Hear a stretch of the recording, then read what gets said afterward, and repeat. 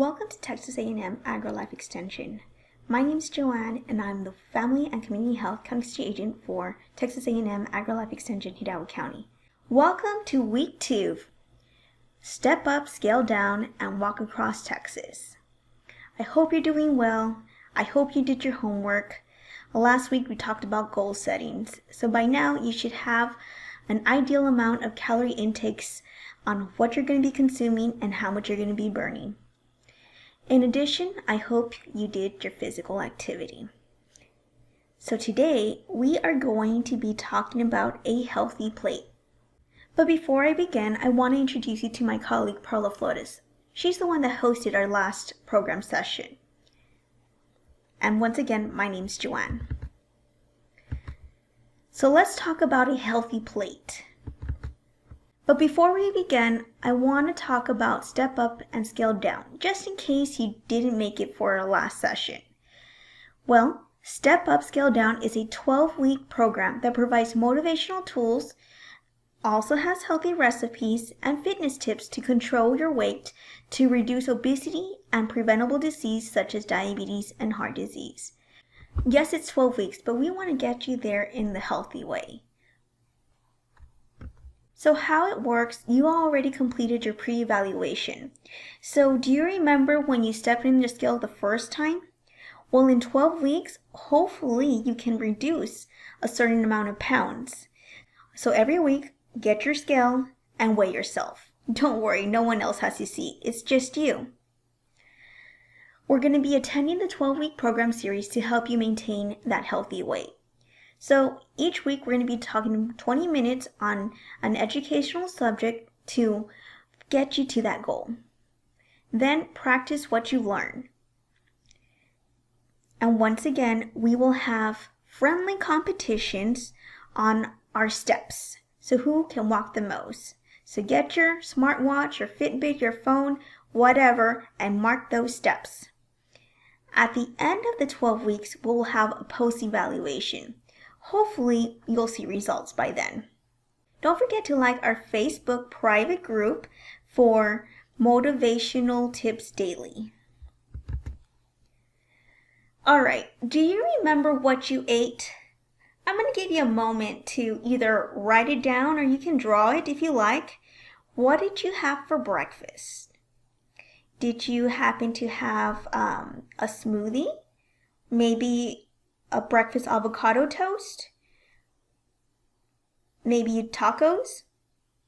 What about lunch? Maybe a sandwich? Maybe a salad? Was it pizza? Was it a hamburger? What about dinner? Was it a steak? Or was it some chicken? And did you have your snacks? Were they hot Cheetos? Or were they fruits and nuts? Every day, as mentioned in our last session, it's very important to write down what you consume daily because calories can add up. So when you're going to eat your meals, it's very important to plan ahead, right?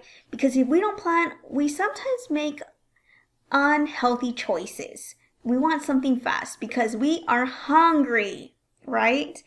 So meal prepping is very important, and thinking for the week.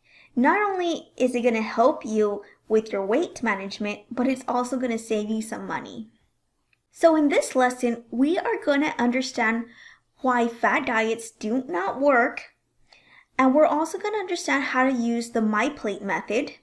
We're going to talk about portion sizes, and we're going to talk about different techniques available to record food consumption. Let's get started. What is a fat diet?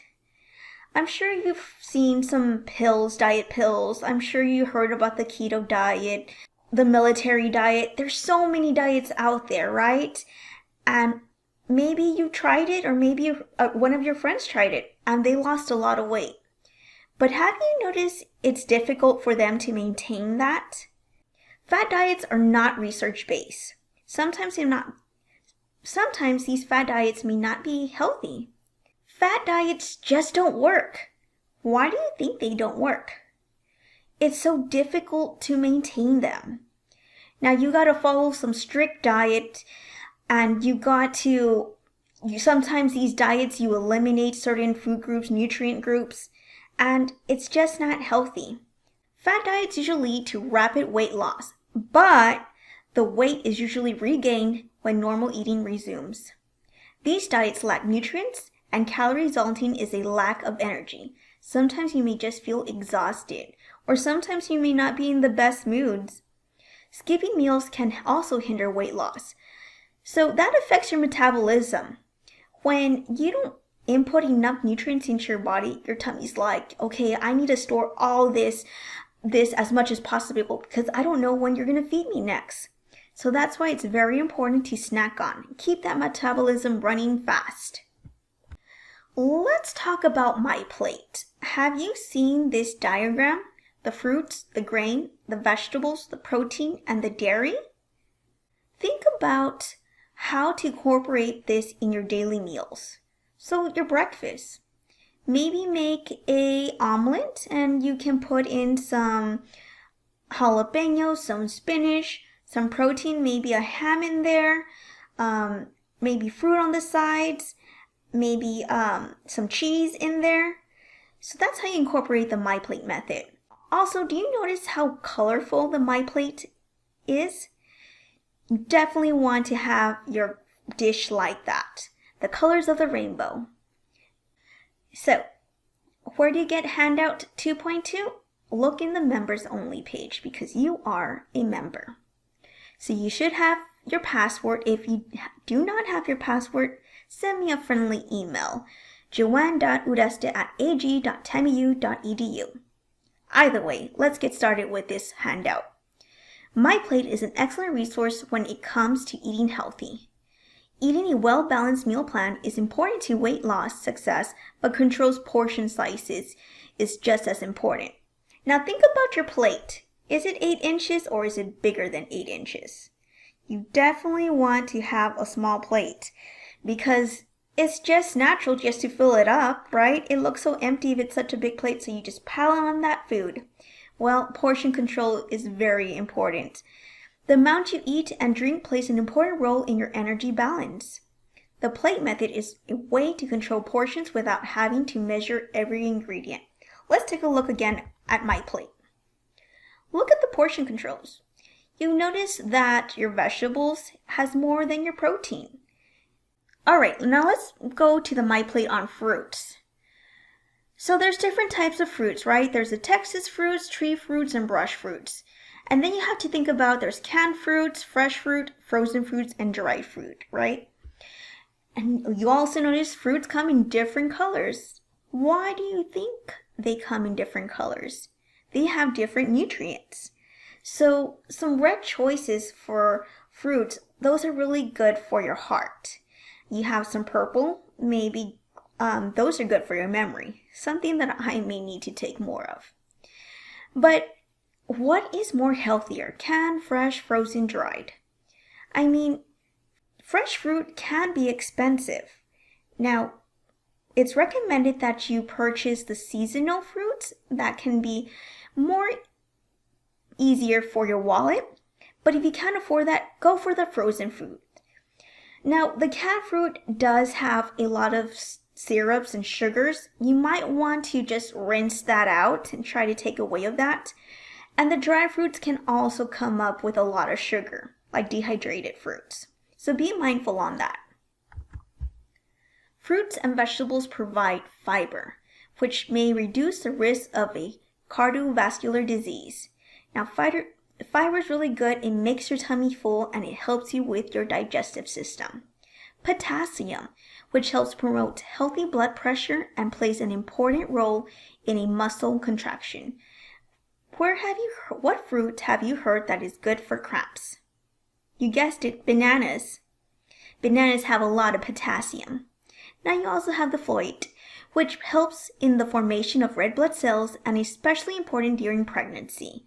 Folate also plays an important role in cell growth and can also prevent anemia. Now, if you ever have a cut and it takes a long time for it to heal, you might want to increase that nutrient. Don't forget your vitamin A, C, and E. This helps with growth and repair the body tissue and helps maintain healthy eyes and skin. So we're moving on with this vegetable. Once again, the vegetables have different colors. A healthy plate looks like a rainbow, right? We want to get as much color as possible. Now the green, that helps you maintain strong bones and teeth. Remember Popeye the Sailor Man? He would eat spinach. So that's strong bones. Red, it helps you with the heart. It lowers the risk of some cancers. Now the purple and the blue, this helps you with the memory functions and promotes healthy aging. Can you think about a purple or blue fruit? Can you think about a purple or blue vegetable? You guessed it, an eggplant. All right, orange and yellow. This helps you with your vision, immune system. So it has a lot of vitamin C. Do you know what Bugs Bunny eats? Correct, carrots. And he has a healthy eyesight. Now, the white and the brown. This is good for healthy cholesterol levels, heart health. Can you think of a white or brown vegetable? Sure, you got it. Cauliflower. Or even an onion. Now let's move to the grains. This is 1/4 of a grain, especially whole grain. Now when you're selecting grains, you want to make sure it's 100% whole grain. Don't be mistaken by honey whole. Look at those labels and make sure it's 100% whole grain. And why do you say that? Well, because it has high fibers.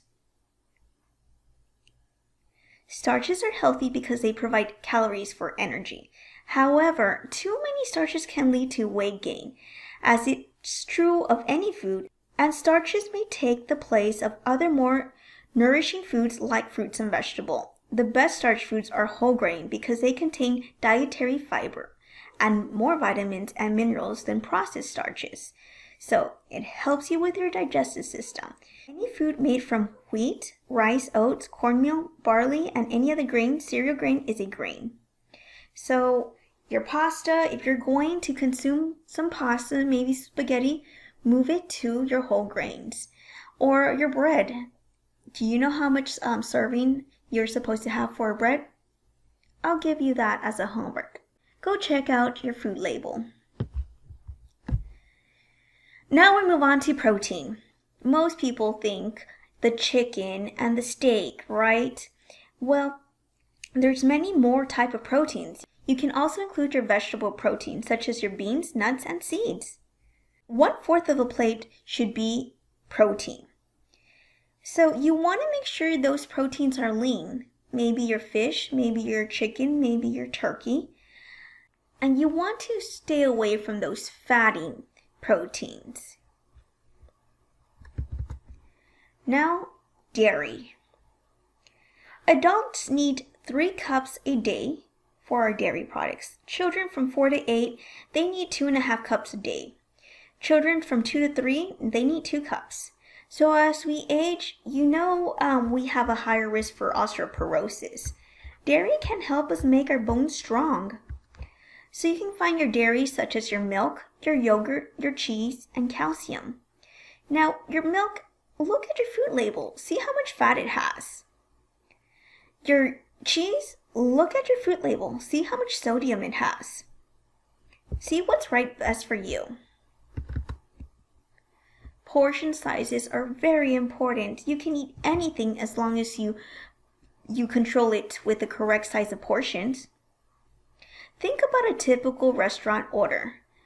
Often the waiters bring an extra large plate with food filled from the bottom to the top. A great big pile, right? Bread doesn't have to share the space because it comes separate in a basket. Take a moment to put 2 hands together in your fist. That's how big your stomach is. Why does it take so much food to fill it? Simple, it doesn't. Our eyes sometimes want more. Portion sizes. You may be eating more than you realize. Use a 9-inch plate. Implement the MYPLATE. After training your belly to appreciate smaller amounts and learning to eyeball proper portion sizes, you're well on your way to a healthy eating, a second nature, right? You're getting your 3 to 4 servings of fruit, 3 to 4 servings of veggies, 6 servings of grain, 3 to 6 servings of protein, including your lean meats, your seeds, plus 8 glasses of water, at least 8 ounces tall for every 24 hours. Now, water can help you keep hydrated and can also help you with your digestive system. Next, take a look at the shape of the plate. It's not just a flat circle, right? There is an indent to keep your food from sliding. That means the food should fall within the inner ring. Be patient with yourself. Proper portion control takes time to learn. Once you've become accustomed to it, you still have to periodically check to see how your sizes measure up, because outside influencers like restaurants and TV ads flood our brain with oversizing offerings. So sometimes we eat so fast that we just want more food, right? We don't really fully get to acknowledge that our belly is full. So here are some tips on how to eat less. Get to know the food you eat. Take your time. It's not a race.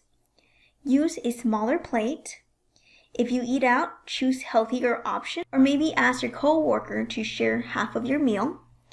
Satisfy your sweet tooth in a healthy way, such as fruits. Choose to eat some foods more or less often. Now, you can have that cake too, but not every day. Find out what you need. Sip smarter. Remember about consuming calories? Don't drink your calories away. So be mindful when you are drinking some sodas or Gatorade or any type of juices. Water is probably the best option, or even milk. Compare your foods. What is a smart choice? And how can you make that food that you really want into a healthier and smarter way? Make treats not every day the food. Like I mentioned, you can have your cake, but not every day. So think about what you're going to eat for the rest of the week. Write down a food plan. Remember, make a plan and you're more likely to stay healthy. Now, we talked about journaling in our last session, and I'm going to continue talking about it. Try using a food app such as MyFitnessPal. I like that one. There's other apps such as SuperTrack or My Food Advisor from the American Diabetes Association, or you even have a handout in 2.3. You can utilize that if you prefer pen and paper. Homework once again, continue with your food journal. Write everything that you eat, including those snacks, and hopefully you'll notice progress. Now, if you're having some trouble, I don't know what to have for breakfast, lunch, or dinner, or even snacks, take a look at our Dinner Tonight website. So I challenge you to record your daily food intake for this week. Next week, we'll talk about it. Remember, we're here to support every one of you all.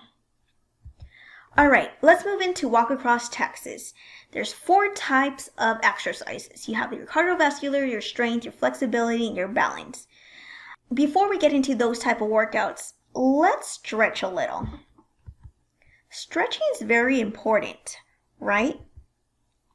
I mean, if you all golf, when you swing, that's a good stretch. You can hurt yourself.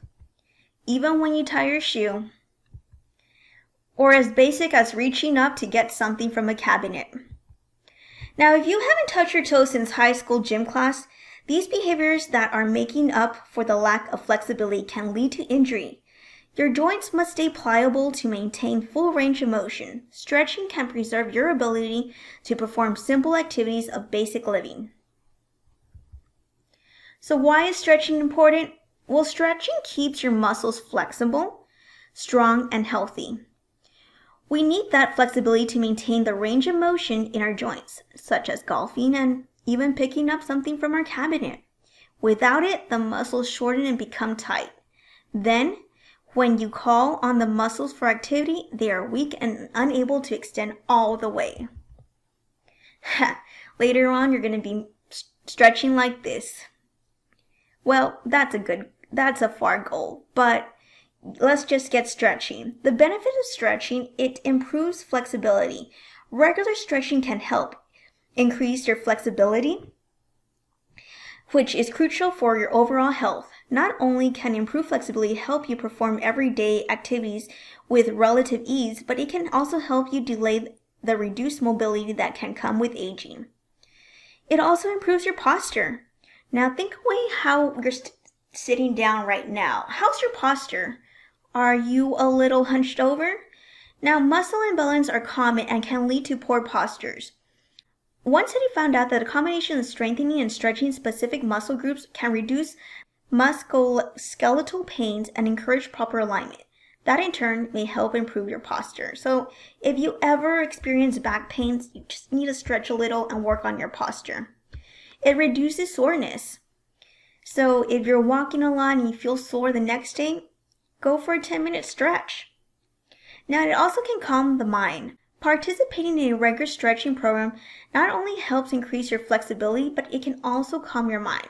While you stress, focus on mindfulness and meditation, exercises which give your mind a mental break. It's great to release tension. When you're experiencing stress, there's a good chance your muscles are tense. That's because your muscles tend to tighten up in response to physical and emotional stress.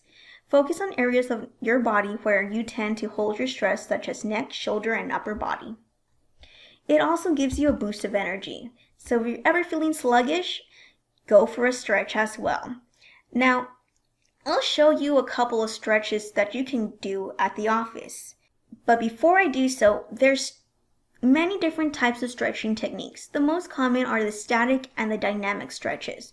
The static stretches involve holding a stretch in a comfortable position for a period of time, typically between 10 and 30 seconds. This form of stretching is most beneficial after you exercise. Dynamic stretches are active movements that can cause your muscles to stretch, but the stretch is not held in the end position. These stretches are usually done before you exercise to get your muscles ready to move. So use the dynamic stretches before you exercise to prepare your muscles, and use your static stretches after you exercise to reduce any type of risk. Fit stretching into your schedule. I know we're really busy, but we just need to mark it in. Get those time. Think about ways you can fit stretching into your daily schedule. For example, before getting out of bed, or you can even sign up for a yoga or Tai Chi class. Stretching at least 3 times a week to maintain flexibility. If you have a problem area such as tightness in the back of your leg, you may want to stretch every day or even twice a day. How to start a stretching routine or any type of routine. If you're new to regular stretching routine, take it slow. Just like other forms of physical activities, your body needs time to get used to stretches you're performing. Hold each stretch for 30 seconds and avoid bouncing. Mark it in your calendar as well as a to-do list. Here are some risk and safety tips. Stretching may not always be safe. If you have an acute or existing injury, only perform stretches recommended by your doctor. If you have any chronic or nagging injury, consider talking with sport med specialists or physical therapists to design a stretching protocol that fits your needs. If you have any physical limitation that prevents you from properly performing a stretching exercise, consult with your doctor for alternative exercises that can help increase your flexibility. Now here are some safety tips as well. Don't bounce. Avoid bouncing unless these type of stretches have been recommended to you by a doctor or physical therapist. Don't stress beyond the point of comfort. When it's normal to feel some tension when stretching a muscle, you should never feel pain. Don't overdo it.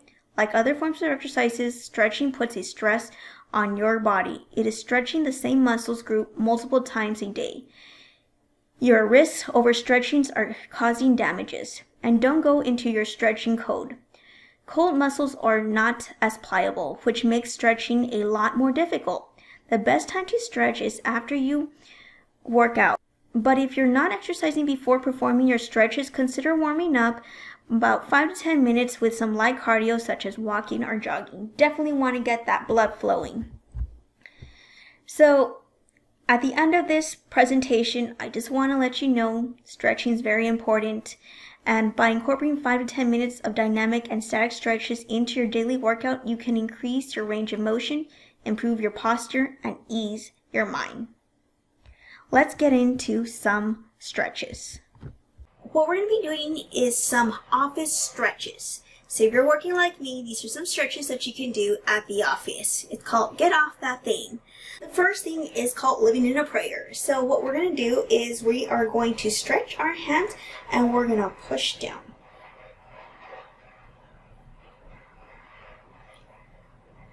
And so what our stretching is right here. You've been busy typing all day, so you can do this. Now it's like a prayer. Now it's going to be like a prayer, palms together, fingers up. And just like that. Next we're going to do is sit down and stretch. The next stretching exercise is one hand down, one hand, and tilt. The other side.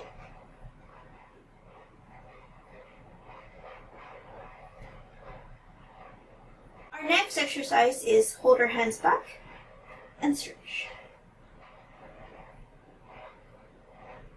You go like this, stretch this way, stretch that way. Here's the other one, just stretch up high. Here's another one. Up, down, up, down, up, down.